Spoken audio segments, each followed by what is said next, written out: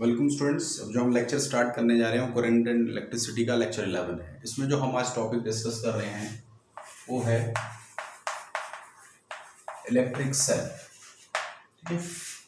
Basically electric cell क्या है? Is a source of energy. Source of energy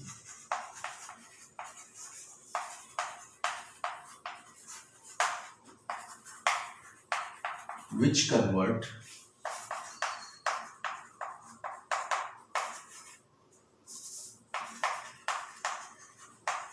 chemical energy into electric energy। ठीक है। ये वो सेल है बेसिकली सोर्स, जो एनर्जी सोर्स है और जो इलेक्ट्रिकल एनर्जी केमिकल एनर्जी को इलेक्ट्रिकल एनर्जी में कन्वर्ट करती है। क्लियर? अगर हम टाइप ऑफ सेल की बात करें, बेसिकली दो तरीके की सेल हम रिप्रेजेंट करते हैं। फर्स्ट प्राइमरी, ठीक, और सेकंड वन है सेकेंडरी। ये वो सेल हैं जो रीयूज नहीं होती। ठीक है। ये यूज एंड थ्रो वाली सेल है, जो बेसिकली सेल जो आपकी बैटरी में, जैसे कि आपकी टॉर्च में, ठीक, रिमोट में, ये सब चीजें जो आप यूज करते हो, ये जो सेल यूज करते हो, that is a primary cell. Use and throw, use and throw, ठीक है। और ये सेकेंडरी है, सेकेंडरी वो है जिनको हम रीयूज कर सकते हैं।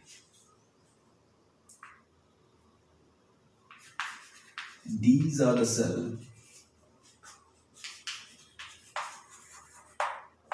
use again। ठीक है। These are the cell use again, जिनको हम दोबारा से यूज कर सकते हैं। ठीक है। इनकी कैटेगरी में अगर हम देखें तो बेसिकली दो कैटेगरी में डिस्टिंक्ट हो जाती हैं, जिनको हम पढ़ते हैं केमिस्ट्री में, गैल्वेनिक या वोल्टिक, और दूसरा है इलेक्ट्रोलाइटिक। इसमें भी आपकी गैल्वेनिक और वोल्टिक, बेसिकली इनका फंक्शनिंग क्या है? देखिए, इसके अंदर क्या होता है, इसमें हम केमिकल एनर्जी को इलेक्ट्रिकल एनर्जी में कन्वर्ट करते हैं। It's convert chemical energy into electric energy. इसमें ऑक्सीडेशन रिडक्शन होता है, ऐसे इसमें भी ऑक्सीडेशन रिडक्शन होता है, बस इसमें डिफरेंस ये है कि ये electric energy convert into chemical energy.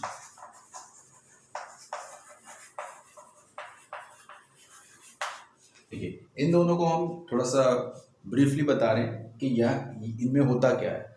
Basically इसमें अलग अलग तरीके से बनती है सेल, बना सकते हैं। जैसे नॉर्मल सेल अगर हम बात करें बनाने की, तो हम क्या करते हैं, दो इलेक्ट्रोड लेते हैं, दो मेटल रोड ले लेते हैं। ठीक है। एक बीकर ले लिया हमने, ये मेटल रोड है, ठीक, जिंक और कॉपर,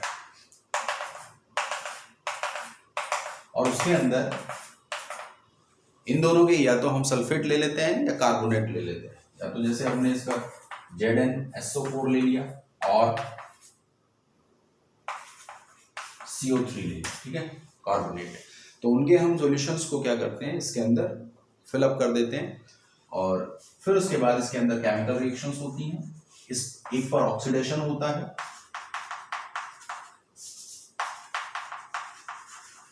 ठीक है, और एक पर रिडक्शन होता है। ठीक है। तो एक ऑक्सीडेशन, एक रिडक्शन। जहां इलेक्ट्रॉन लॉस होता है, loss electron, that is oxidation.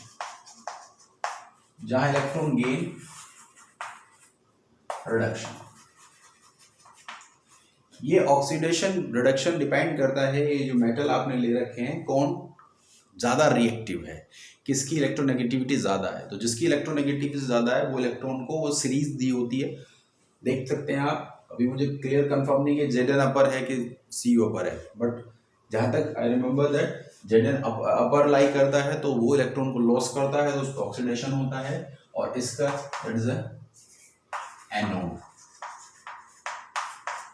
ठीक है, एनोड ऑक्सीडेशन। तो ये पॉजिटिव टर्मिनल बन जाता है क्योंकि इलेक्ट्रॉन उस पर शिफ्ट हो रहा है, that is a negative cathode.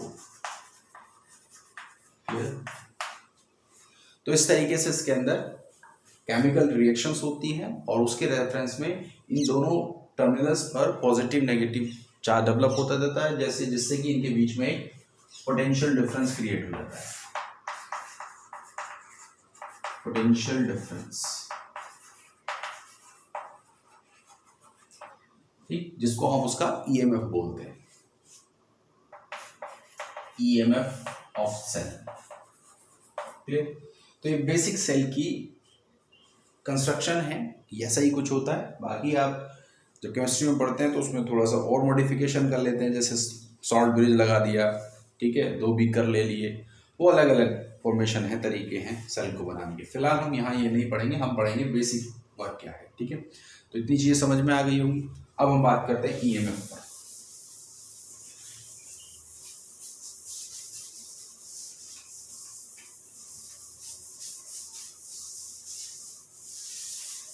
देखिए ईएमएफ क्या है, EMF of cell,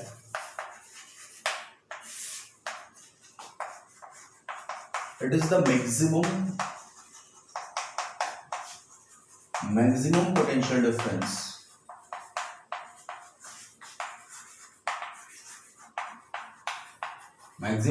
difference when circuit is open, या कह सकते हैं no current flow in circuit। ठीक, तो ये बेसिकली सी बात है कि जो मैक्सिमम पोटेंशियल डिफरेंस होता है दो इलेक्ट्रोड्स के बीच में, कब, जब सर्किट के अंदर कोई करंट फ्लो नहीं कर रहा। मतलब क्या हुआ,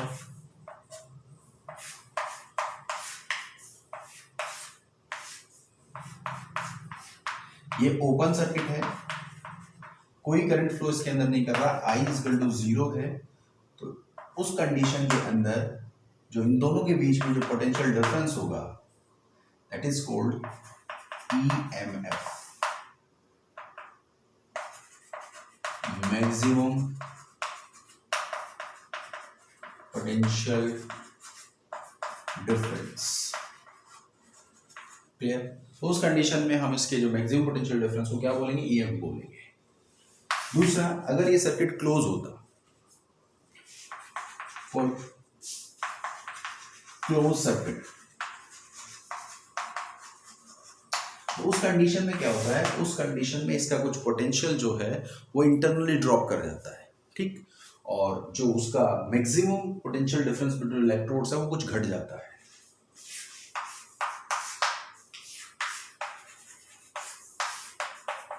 वो कहाँ ड्रॉप करता है, जो वो इंटरनल रेजिस्टेंस के साथ ड्रॉप करता है, ठीक है। यहां पर करंट इसके अंदर फ्लो करेगा, इसको बोलते हैं हम पोटेंशियल डिफरेंस।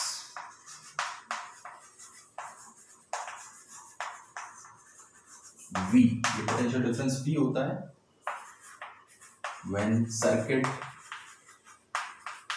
is close, जब सर्किट क्लोज है तो उसमें अगर हम किरचॉफ लॉ लगाएं इसमें, तो उससे हमें सेल की इक्वेशन मिल जाती है। जब सेल किसी सर्किट के अंदर वर्कआउट करती है तो उसकी इक्वेशन क्या होती है, तो जब हम यहाँ किरचॉफ लॉ लगाएंगे तो ये नेगेटिव लूप है, डायरेक्शन लूप की ये है आपके पास, ठीक है, करंट इस डायरेक्शन, तो माइनस आई आर, क्योंकि आई करंट फ्लो कर रहा है इसमें, क्लियर।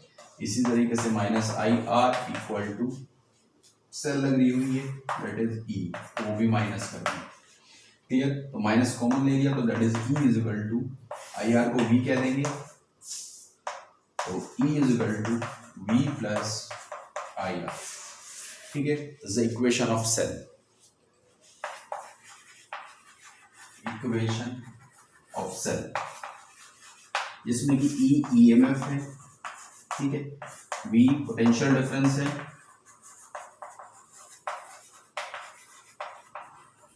ठीक, और आर इंटरनल रेजिस्टेंस।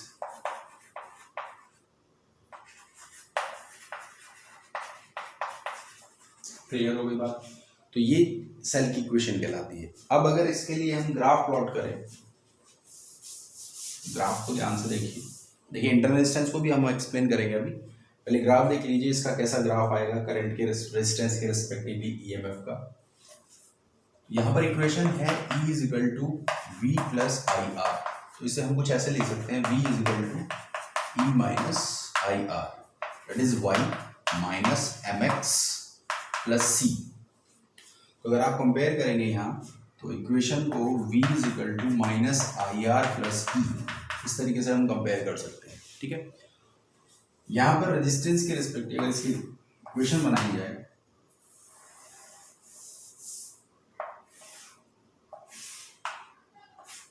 ये आपकी I, ये आपका V हो गया, इक्वेशन ऐसे होगी।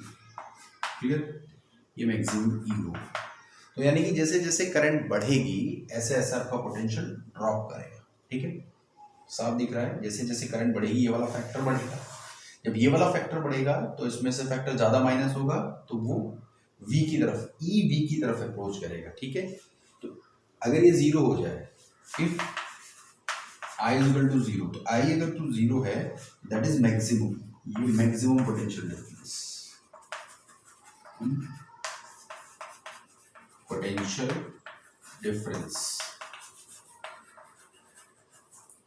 When I is equal to zero, उस कंडीशन पे तो हम ये सेल की इक्वेशन को ग्राफिकली भी रिप्रेजेंट कर सकते हैं। क्लियर होगा, यानी कि जब ई वी के इक्वल होगा, यहाँ पर ई और वी इक्वल है, व्हेन यहाँ पर आई इक्वल टू क्या है, जीरो। जब आई मैक्सिमम है, जब आई मैक्सिमम है उस कंडीशन पर वी क्या हो जाएगा, आई अगर मैक्सिमम हो गया, मैक्सिमम वैल्यू अप्रोच करेगा, तो उस कंडीशन पे आप देखें कि आई यहाँ अप्रोच कर जाएगा। तो यानी कि आई अगर की जो मैक्सिमम वैल्यू है उस कंडीशन पर होगी जब वो सारा का सारा पोटेंशियल, सारा का सारा जो ईएमएफ जो है लॉस हो जाए, सारा का सारा ईएमएफ लॉस हो जाए, यानी ई जीरो को अप्रोच कर जाए। यानी कि उस कंडीशन पर जब ई ये टर्म्स और ये टर्म्स इक्वल हो जाए, तो यानी कि जितना भी पोटेंशियल था, जितना भी मैक्सिमम पोटेंशियल था वो ड्रॉप हो चुका है। ठीक है, तो उस वक्त V इक्वल टू जीरो होगा। क्लियर, तो यानी कि उस वक्त बैटरी डिस्चार्ज हो चुकी है कंप्लीटली। क्लियर, तो डिस्चार्ज होने की कंडीशन है, तो ये डिस्चार्जिंग ही कंडीशन है, that is a discharging equation, इसको डिस्चार्जिंग इक्वेशन भी बोलते हैं, डिस्चार्जिंग इक्वेशन। ठीक है, इज अ डिस्चार्जिंग इक्वेशन। अगर हम चार्जिंग इक्वेशन की बात करें, अभी लिख देते हैं चार्जिंग भी, तो चार्जिंग में क्या होगा, करंट की डायरेक्शन बदल जाती है, बस और कुछ नहीं बदलेगा। तो व्हेन सेल इज चार्जिंग, तो उसकी इक्वेशन क्या होगी, हमने लिखा है E equal to V plus I R. तो ये पहली इक्वेशन है, सेल की इक्वेशन थी, इसमें I की डायरेक्शन माइनस आई हो जाएगी, I माइनस आई होगा, तो that is E is equal to V minus I R. उस कंडीशन में रिवर्स हो जाएगा कि अब आप क्या कर रहे हो कि अब आप सेल को रिवर्स एनर्जी प्रोवाइड करा रहे हो। ठीक है, इलेक्ट्रिकल एनर्जी दे रहे हो जिससे वो मैक्सिमम पोटेंशियल पर अप्रोच कर जाए। तो इसके रिस्पेक्टिवली बात करेंगे तो ये इक्वेशन रिप्रेजेंट होगी, तो उसके रिवर्स आ जाएगी, तो V is equal to E plus I R. Clear हो गई बात। तो यहाँ पर अगर इसका ग्राफ बनाया जाए तो कुछ ऐसा होगा। ठीक,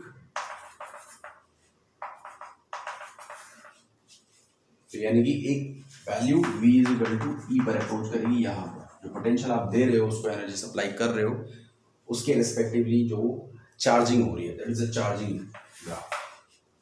तो एक पॉइंट पे जाके वो मैक्सिमम चार्ज हो जाएगी, उसके रिस्पेक्टिवली फिर उसके अंदर कोई करंट ट्रांसफर नहीं, कोई एनर्जी ट्रांसफर नहीं होगी, उसकी एनर्जी कांस्टेंट होगी। ये वो ग्राफ है।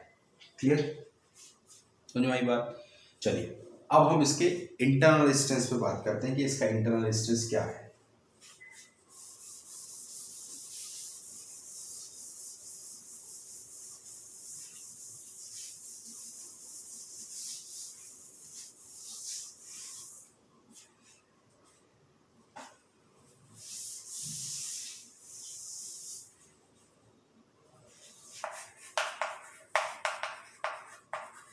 Internal resistance of cell. देखिए इंटरनल से बेसिकली क्या है, जो किसी सेल के अंदर जो केमिकल फिलअप है, इलेक्ट्रोलाइट फिलअप है, उसका अपना एक अपोजिशन टेंडेंसी होती है कि वो चार्ज को एक्सटर्नल सर्किट के अंदर ट्रांसफर होने से ब्लॉकेज करता है, क्योंकि इनसाइड भी आयंस क्रिएट हो जाते हैं, जैसे अभी हमने बात किया। ठीक है, ये इलेक्ट्रोड्स हैं, यहाँ जो सॉल्यूशन भरा हुआ है ये जेड और SO4 में ब्रेक है। क्लियर? तो जिंक और सल्फेट के आयंस हैं, तो वो आयंस क्या करते हैं, जैसे ZnC, यहाँ पर हमारे पॉजिटिव चार्ज, यहाँ पे नेगेटिव चार्ज, तो जो इलेक्ट्रॉनों का ट्रांसफॉर्मेशन है इस टर्मिनल से इस टर्मिनल पे, ये नेगेटिव आयंस जो हैं उन इलेक्ट्रॉनों के ट्रांसफॉर्मेशन में ब्लॉकेज करते हैं, क्योंकि जब हम इसको इलेक्ट्रिक सर्किट से कनेक्ट करेंगे तो चार्ज का इलेक्ट्रॉनों का ट्रांसफर ऐसे होगा, तो ये आयंस क्या करेंगे, ये आयंस उसके ट्रांसफॉर्मेशन को ब्लॉक करेंगे और अपोज करेंगे। तो ये जो अपोजिंग टेंडेंसी है, opposing tendency of electrolyte of cell to flow the electric current in external circuit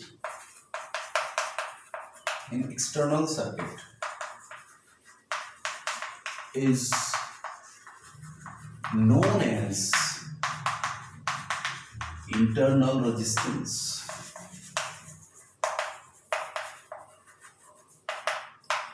It denoted by small r। ठीक है, स्मॉल r से डिनोट करते हैं, और ये एक्सटर्नल सर्किट के अंदर सेल के थ्रू करंट के फ्लो को जो अपोज करने की टेंडेंसी इसके सॉल्यूशन की है, that is called internal resistance. अब depending factors, dependency of internal resistance, किन किन बातों पर इंटरनल रेजिस्टेंस डिपेंड करता है। ठीक है, फर्स्ट है distance between electrodes.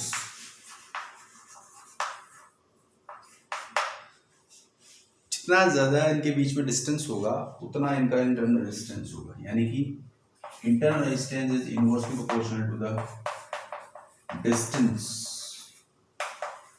between, internal resistance directly proportional to distance between electrodes। जितना ज्यादा उनके बीच का सेपरेशन होगा उतना ज्यादा इनके बीच में इंटरनल रेजिस्टेंस होगा। Second,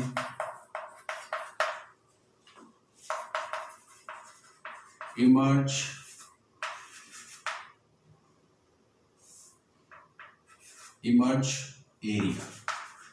area of electrons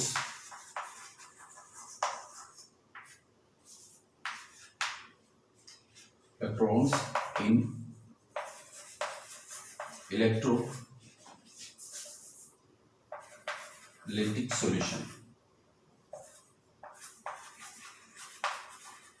emerge area जो है उस पर भी डिपेंड करता है, यानी कि it's inversely proportional to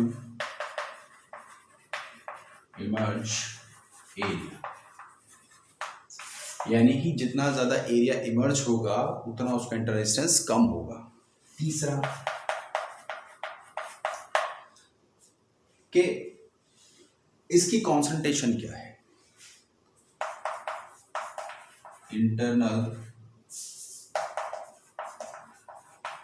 resistance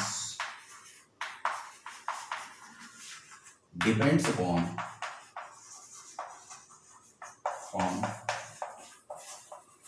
concentration of electrolyte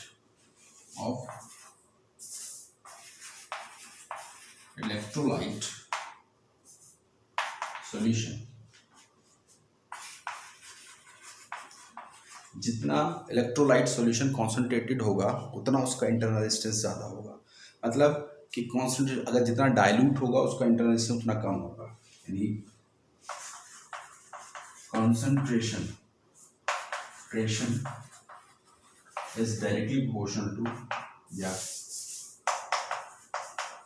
internal resistance